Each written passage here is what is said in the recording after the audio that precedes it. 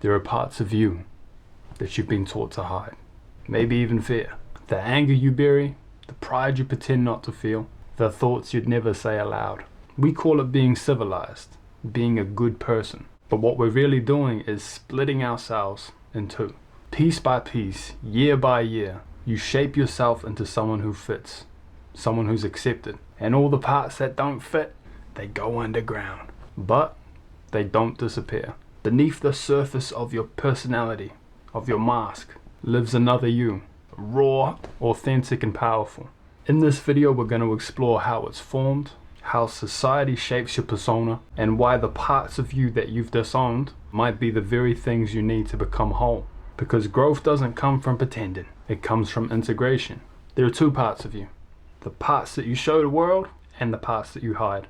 Every person has a shadow, the dark, unconscious parts of ourselves that we disown. Our desire for power, for fame, our selfishness, our jealousy, sometimes our sexual desires, suppressed emotions, disowned aspects of self, unacceptable traits. We develop a shadow as a result of our upbringing and the need to fit into society. We learn to suppress certain aspects of ourselves in order for us to be accepted and avoid being rejected. In short, our shadow is all the parts of us that our persona refuses to accept. And the persona is like the social mask that we project to the world.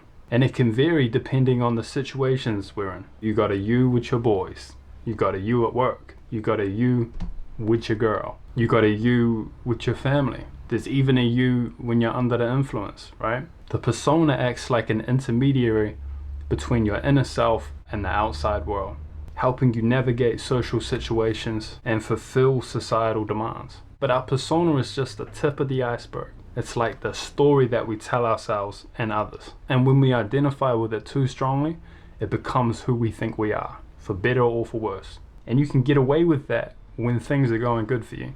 But when things aren't going well for us, financially, health-wise, with our careers, our relationships, it can be difficult for us to solve these problems, to accurately assess the situation without delving a little deeper. If you're identified too strongly with your persona, you've become your mask, and likely without even realizing it. But in times of crisis, in those back against the wall, rock bottom moments of life that we all experience sometimes, those moments where the only way out is through. It's in those times that we're forced to peer under the hood, to shine a light on what had remained hidden in order to find our solution. This is encountering the shadow. Little Timmy enters the world a clean slate. In due time, he learns, Mum and Dad don't like it when I do this, so he changes his behavior to suit. School doesn't like it when I do that, so he changes his behavior to suit. My coach doesn't like this. Society doesn't like that. My friends don't like this. Girls don't like that.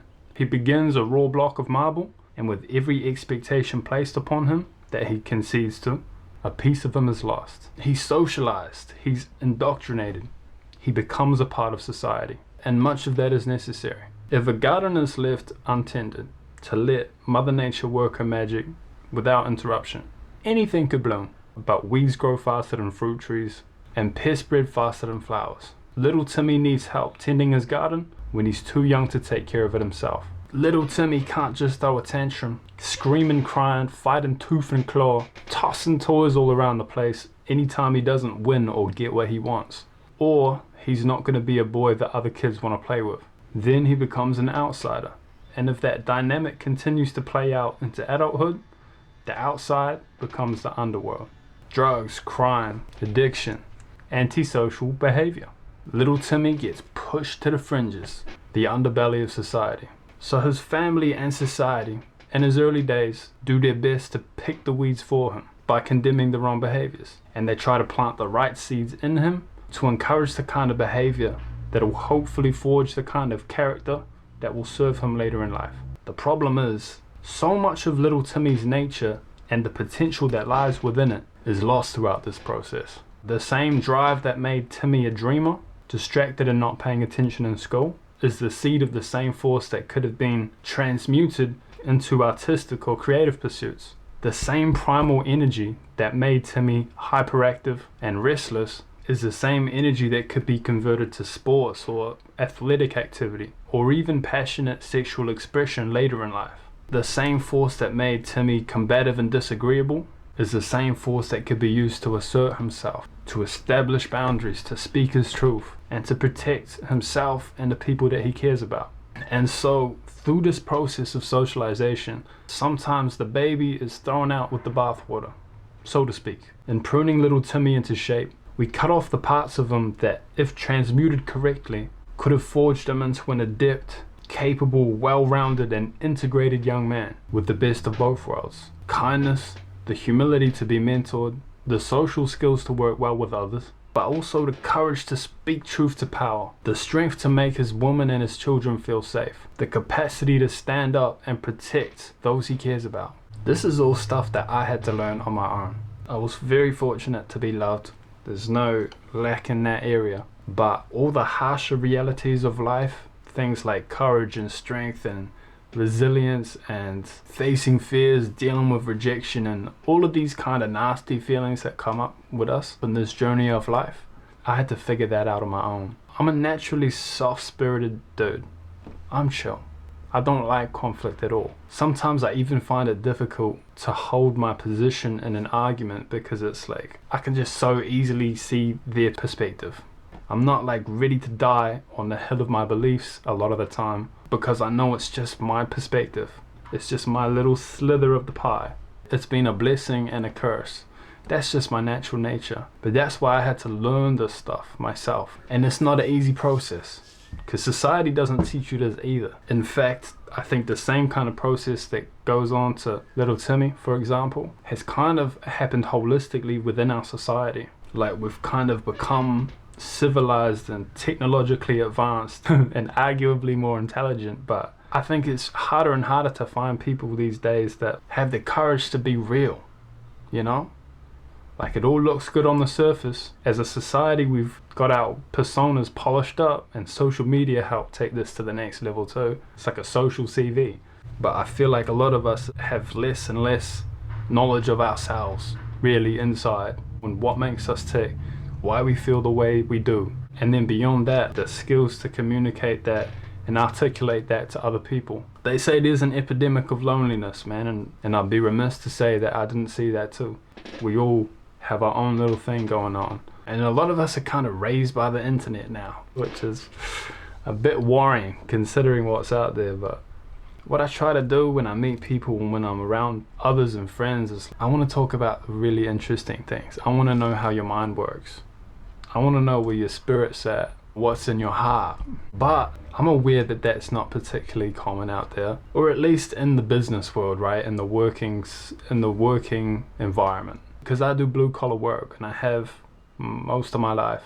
So it's not exactly the most esoteric, metaphysical, philosophical conversations going on in these places. And so that's been part of my mask, is just like plug up and play the role of a good little worker bee.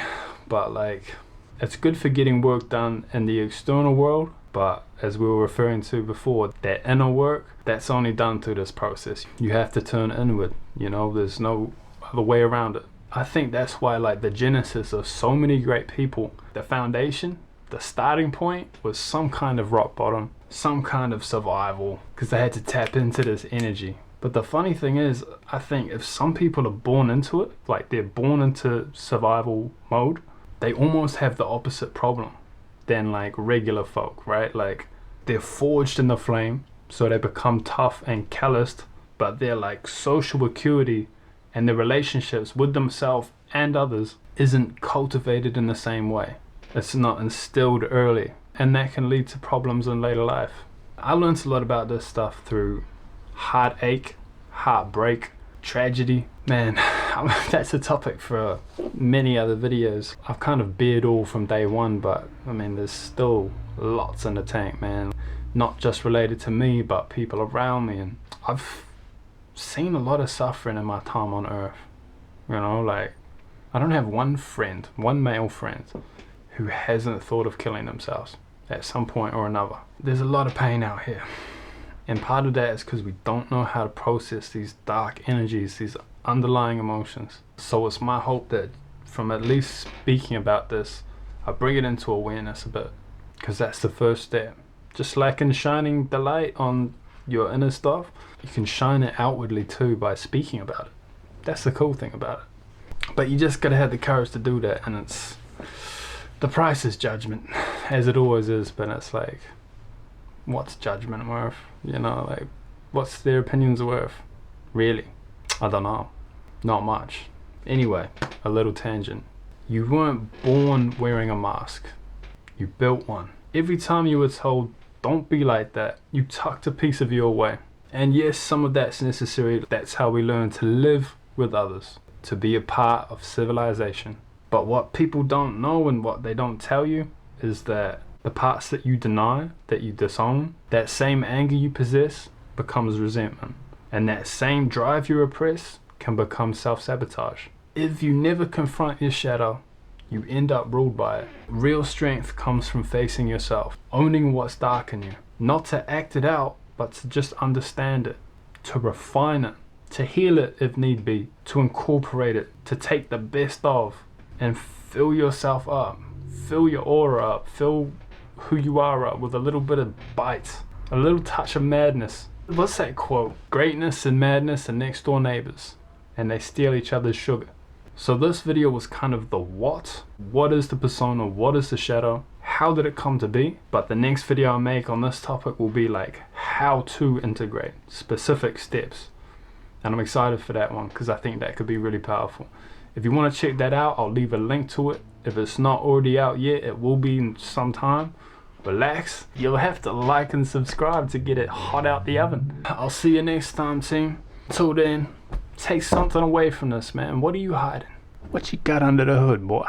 Pause. Until next time, team. Be good. Or maybe not.